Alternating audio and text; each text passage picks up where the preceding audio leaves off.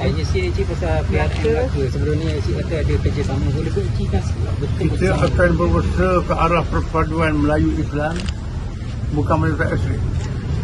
Sebab itu kita masih dalam perundingan. Melaka ni Dewan belum berubah lagi. Kita berunding dari semasa dan kita usaha nak menyatukan orang Melayu, nak selamatkan orang Melayu. Kita bukan macam kerajaan ada ni nak hukum orang Melayu, nak hina orang Melayu. Gunakan isu rasuah. Saya banyak orang Melayu rasuah. Cari. Hak yang kecil-kecil, sabar besar, kalau orang Melayu rasuah, nak layan. Kalau tak cukup, tambah lagi hak fitnah pada juga. Sapu. Orang Melayu saja. Orang bukan Melayu yang bagi rasuah, hak negara gelak, kalau dia ambil tindakan.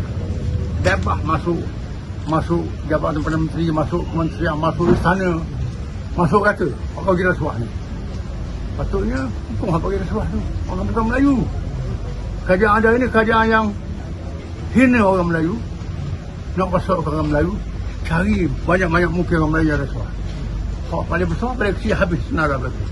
Cik, BN kata dia akan pertahankan juga 21 kursi yang ada daripada 21 kursi. Itu kenyataan peribadi, kita masih perundingan lagi.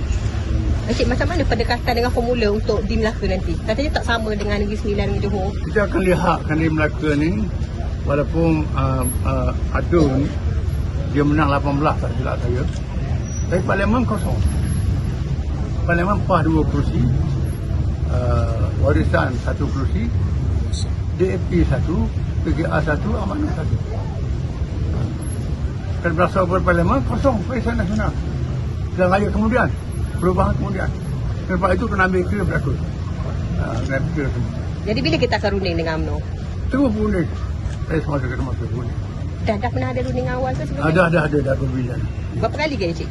Itu saya tak tahu berapa kali, saya serah pada wakil.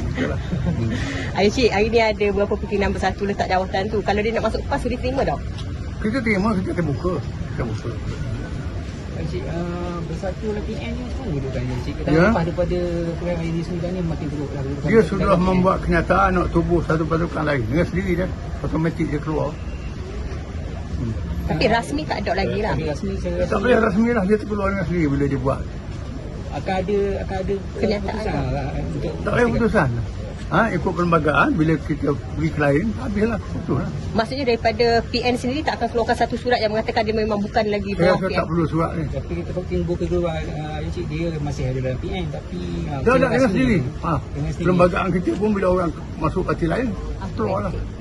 Okey. Ya Cik, setakat hari ni pelantikan Exco di Negeri Sembilan kita puas hati dah? Ya, kita puas hati, kita diberi 2 orang, 1 speaker.